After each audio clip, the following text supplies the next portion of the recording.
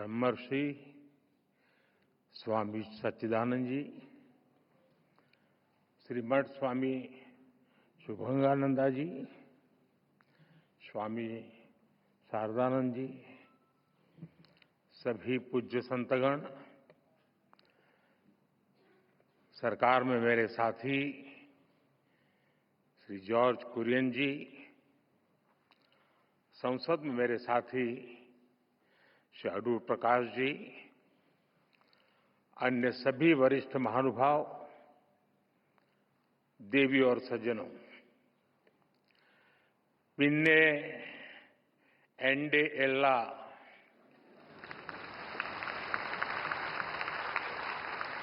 प्रियपेट मलयाली सहोदरी सहोदरन Marco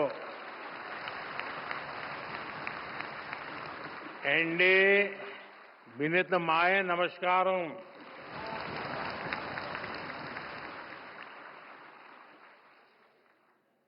आज ये परिसर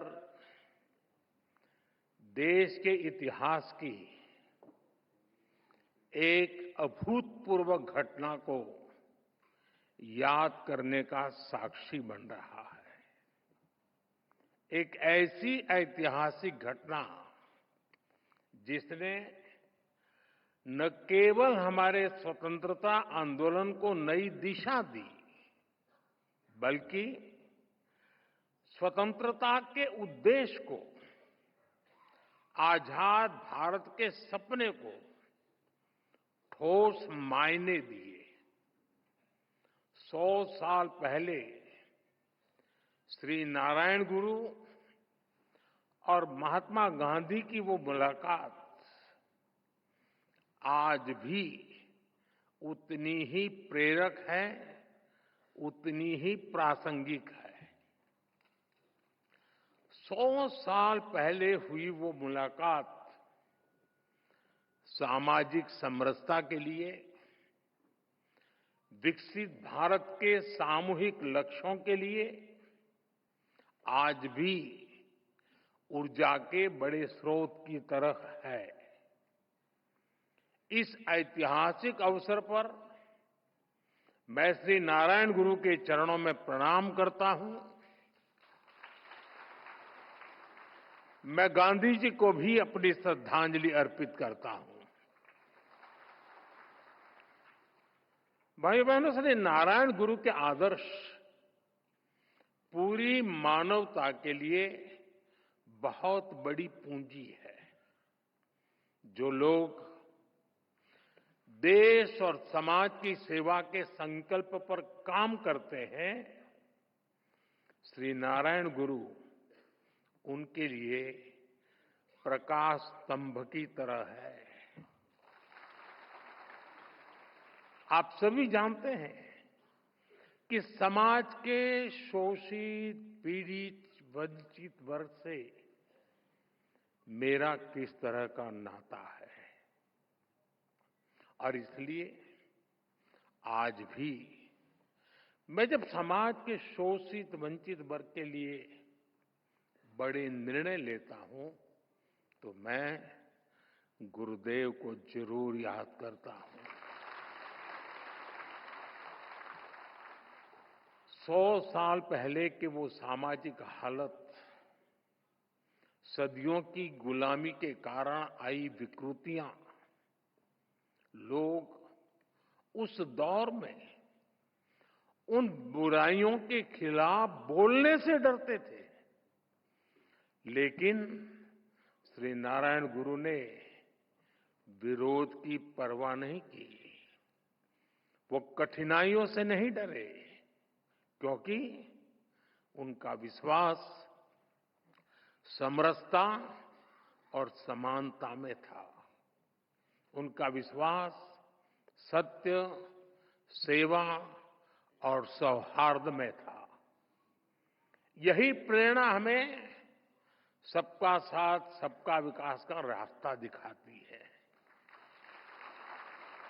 यही विश्वास हमें उस भारत के निर्माण के लिए ताकत देता है, जहां अंतिम पायदान पर खड़ा व्यक्ति हमारी पहली प्राथमिकता है।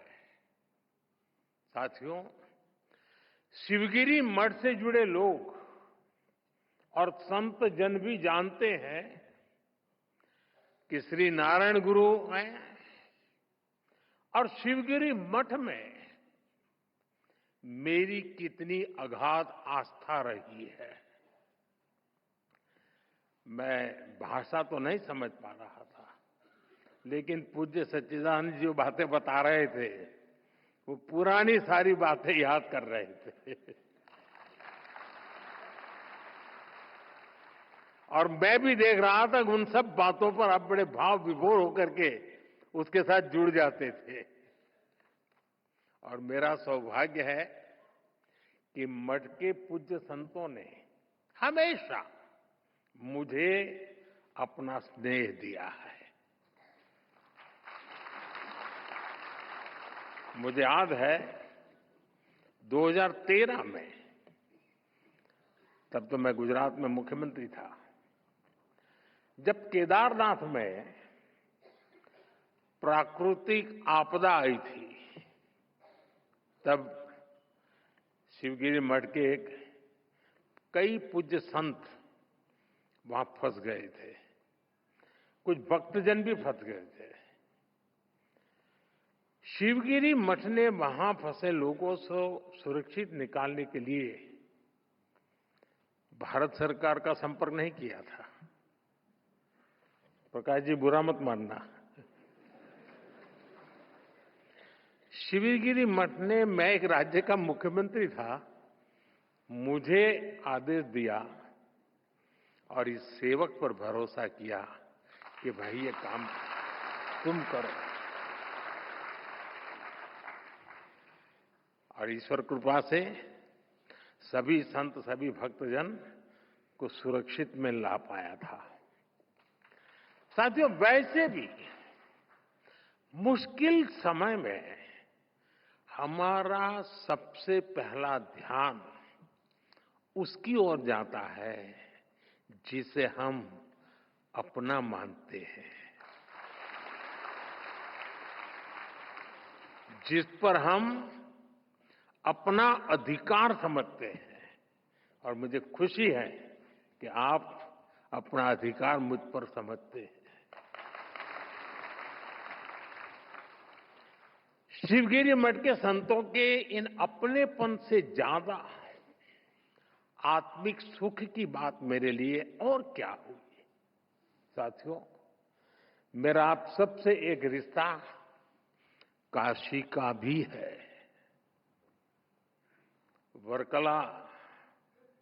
वर्कला को सदियों से दक्षिण की काशी भी कहा जाता है। और काशी चाहे उत्तर की हो या दक्षिण की, मेरे लिए हर काशी मेरी काशी ही है। साथियों, मुझे भारत की आध्यात्मिक परंपरा, ऋषियों मुनियों की विरासत, उसे करीब से जानने और जीने का सौभाग्य मिला है। भारत की ये विशेषता है कि हमारा देश जब भी मुश्किलों के भंवर में फंसता है, कोई न कोई महान विभूति देश के किसी कोने में जन्म लेकर समाज को नई दिशा दिखाती है। कोई समाज के आध्यात्मिक उत्थान के लिए काम करता है, कोई सामाजिक क्षेत्र में समाज सुधारों को गति देता है।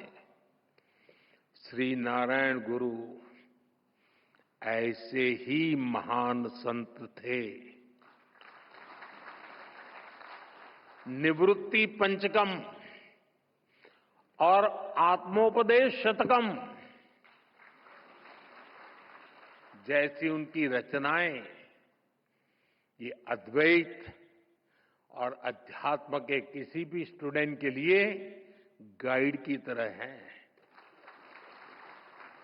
साथियों, योग और वेदांत साधना और मुक्ति नारायण गुरु के मुख्य विषय थे। लेकिन वो जानते थे कि कुरीतियों में फंसे समाज का आध्यात्मिक उत्थान उसके सामाजिक उत्थान से ही संभव होगा।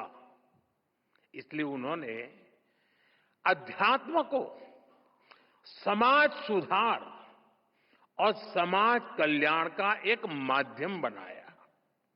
और श्री नारायण गुरु के ऐसे प्रयासों से गांधी जी ने भी प्रेरणा पाई, उनसे मार्गदर्शन लिया। गुरुदेव रविन्द्रनाथ टैगोर जैसे विद्वानों को भी श्री नारायण गुरु से चर्चा का लाभ मिला। साथियों, एक बार किसी ने श्री नारायण गुरु की आत्मोपदेश शतकम रमण महर्षि जी को सुनाई थी। उसे सुनकर रमण महर्षि जी ने कहा था, अवर एल्लाम तेरिंजवर, यानी वो सब कुछ जानते हैं। और उस दौर में जब विदेशी विचारों के प्रभाव में भारत की सभ्यता, संस्कृति और दर्शन को नीचा दिखाने के षड्यंत्र हो रहे थे, श्री नारायण गुरु ने हमें ये एहसास कराया कि कमी हमारी मूल परंपरा में नहीं है। हमें अपने आध्यात्म को सही अर्थों में आत्मसात करने की जरूरत है। हम नर में श्री नारायण को, जीव में शिव को देखने वाले लोग हैं। हम द्वैत में अद्वैत को देखते हैं। हम भेद में भी अभेद देखते हैं। हम विविधता में भी एकता देखते हैं। साथियों, आप सभी जानते हैं, श्री नारायण गुरु का मंत्र था, ओरु जाति, ओरु मतम, ओरु देवम, मनुष्यनु।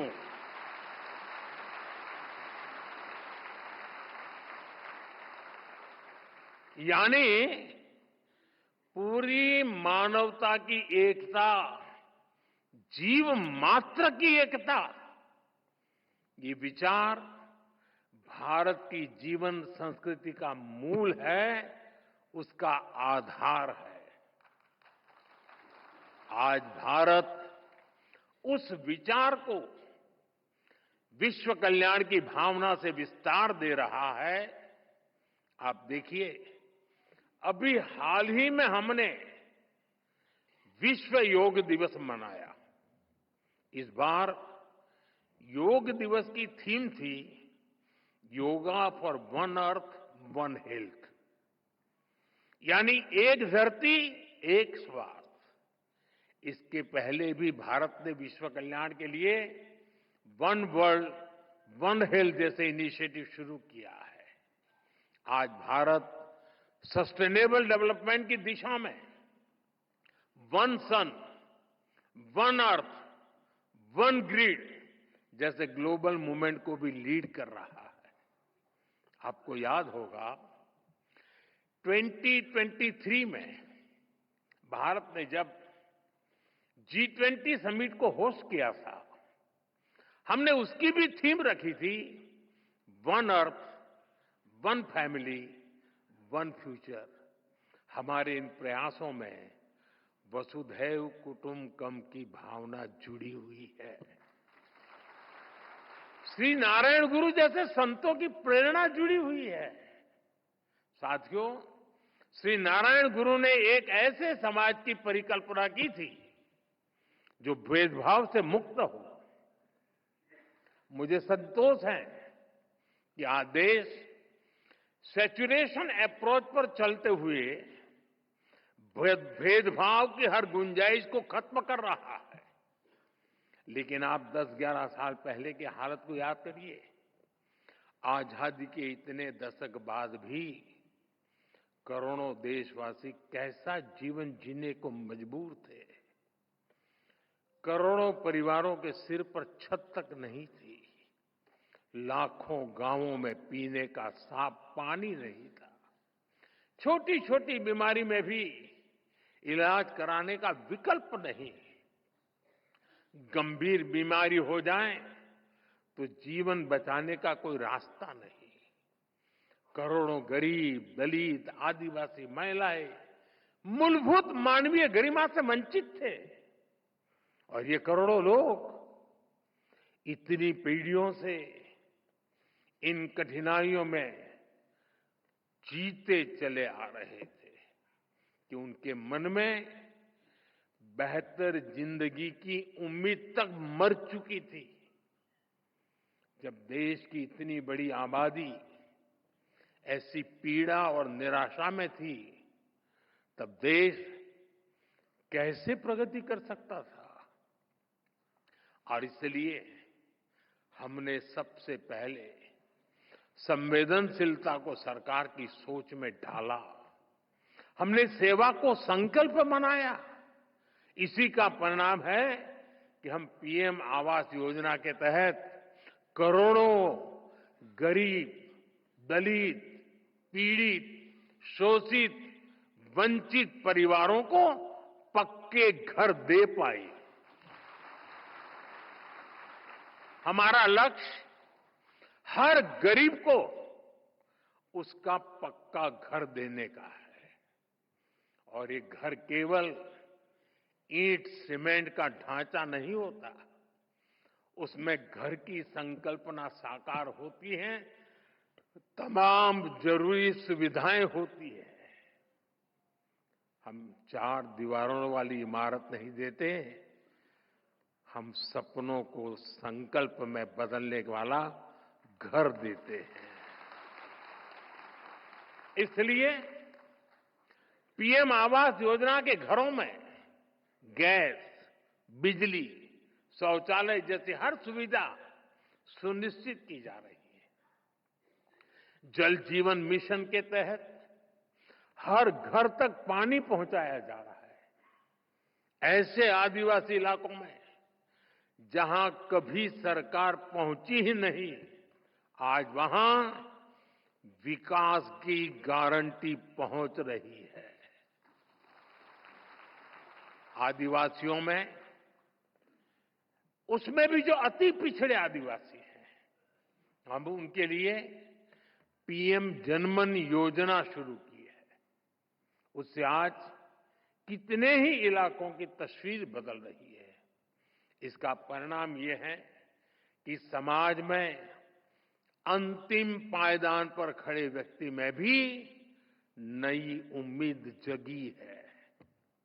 वो न केवल अपना जीवन बदल रहा है, बल्कि वो राष्ट्र निर्माण में भी अपनी मजबूत भूमिका देख रहा है। साथियों, श्री नारायण गुरु ने हमेशा महिला सशक्तिकरण पर जोर दिया था। हमारी सरकार भी वुमेन लेड डेवलपमेंट के मंत्र के साथ आगे बढ़ रही है। हमारे देश में आजादी के इतने साल बाद भी ऐसे कई क्षेत्र थे जिनमें महिलाओं की एंट्री ही बैन थी। हमने इन प्रतिबंधों को हटाया। नए नए क्षेत्रों में महिलाओं को अधिकार मिले। आज स्पोर्ट्स से लेकर स्पेस तक हर फील्ड में बेटियां देश का नाम रोशन कर रही है। आज समाज का हर वर्ग, हर तबका एक आत्मविश्वास के साथ विकसित भारत के सपने को उसमें अपना योगदान दे रहा है। स्वच्छ भारत मिशन, पर्यावरण से जुड़े अभियान, अमृत सरोवर का निर्माण, मिलेट्स को लेकर जागरूकता जैसे अभियान, हम जन भागीदारी की भावना से आगे बढ़ रहे हैं। 140 करोड़ देशवासियों की ताकत से आगे बढ़ रहे हैं। साथियों, श्री नारायण गुरु कहते थे, विद्या कौन प्रबुद्धर आवुका, संगठना कौन शक्तर आऊ का प्रयत्नम कण संपन्नार आऊ का, यानी enlightenment through education, strength through organisation, prosperity through industry. उन्होंने खुद भी इस विजन को साकार करने के लिए महत्वपूर्ण संस्थाओं की नींव रखी थी। शिवगिरी में ही गुरुजी ने शारदा मठ की स्थापना की थी। मां सरस्वती को समर्पित ये मठ, इसका संदेश है कि शिक्षा ही वंचितों के लिए उत्थान और मुक्ति का माध्यम बनेगी। मुझे खुशी है कि गुरुदेव के उन प्रयासों का आज भी लगातार विस्तार हो रहा है। देश के कितने ही शहरों में गुरुदेव सेंटर्स और श्री नारायण कल्चरल मिशन मानव हित में काम कर रहे हैं। साथियों, शिक्षा, संगठन और औद्योगिक प्रगति से समाज कल्याण के इस विजन की स्पष्ट छाप आज हम देश की नीतियों और निर्णयों में भी देख सकते हैं। हमने इनके दशक बाद, इतने दशक बाद देश में नई एजुकेशन पॉलिसी लागू की है। नई एजुकेशन पॉलिसी न केवल शिक्षा को आधुनिक और समावेशी बनाती है, बल्कि मातृभाषा में पढ़ाई को भी बढ़ावा देती है। इसका सबसे बड़ा लाभ पिछड़े और वंचित तबके को ही हो रहा है। साथियों, हमने पिछले एक दशक में देश में इतनी बड़ी संख्या में नई आईआईटी, आईआईएम, एम्स जैसे संस्थान खोले हैं, जितने आजादी के बाद 60 वर्षों में नहीं खुले थे। इसके कारण आज उच्च शिक्षा में गरीब और वंचित युवाओं के लिए नए अवसर खुले हैं। बीते 10 साल में आदिवासी इलाकों में 400 से ज्यादा एकलव्य आवासीय स्कूल खोले गए हैं। जो जनजातीय समाज कई पीढ़ियों से शिक्षा से वंचित थे, उनके बच्चे अब आगे बढ़ रहे हैं। भाइयों बहनों, हमने शिक्षा को सीधे स्किल और अवसरों से जोड़ा है। स्किल इंडिया जैसे मिशन देश के युवाओं को आत्मनिर्भर बना रहे हैं। देश की औद्योगिक प्रगति, प्राइवेट सेक्टर में हो रहे बड़े रिफॉर्म्स, मुद्रा योजना, स्टैंड अप योजना, इन सबका भी सबसे बड़ा लाभ दलित, पिछड़ा और आदिवासी समाज को हो रहा है। साथियों, श्री नारायण गुरु एक सशक्त भारत चाहते थे। भारत के सशक्तिकरण के लिए हमें आर्थिक, सामाजिक और सैन्य हर पहलू में आगे रहना है। आज देश इसी रास्ते पर चल रहा है। भारत तेजी से दुनिया की तीसरे नंबर की इकोनॉमी बनने की तरफ बढ़ रहा है। हाल में दुनिया ने ये भी देखा है कि भारत का सामर्थ्य क्या है। ऑपरेशन सिंदूर,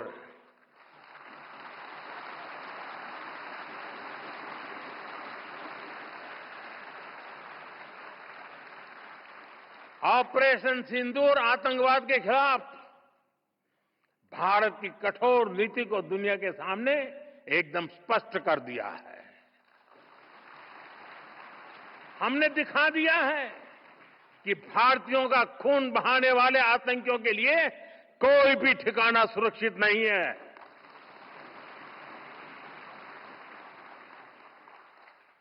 साथियों, आज का भारत देश हित में जो भी हो सकता है और जो भी सही है, उसके हिसाब से कदम उठाता है। आज सैन्य जरूरतों के लिए भी भारत की विदेशों पर निर्भरता लगातार कम हो रही है। हम डिफेंस सेक्टर में आत्मनिर्भर हो रहे हैं और इसका प्रभाव हमने ऑपरेशन सिंदूर के दौरान भी देखा है। हमारी सेनाओं ने भारत में बने हथियारों से दुश्मन को 22 मिनट में 22 मिनट में घुटने टेकने के लिए मजबूर कर दिया। मुझे विश्वास है आने वाले समय में मेड इन इंडिया हथियारों का डंका पूरी दुनिया में बजेगा।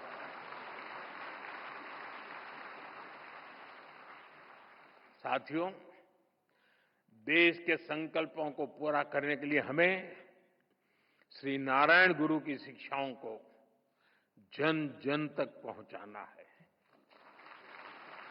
हमारी सरकार भी इस दिशा में सक्रियता के साथ काम कर रही है।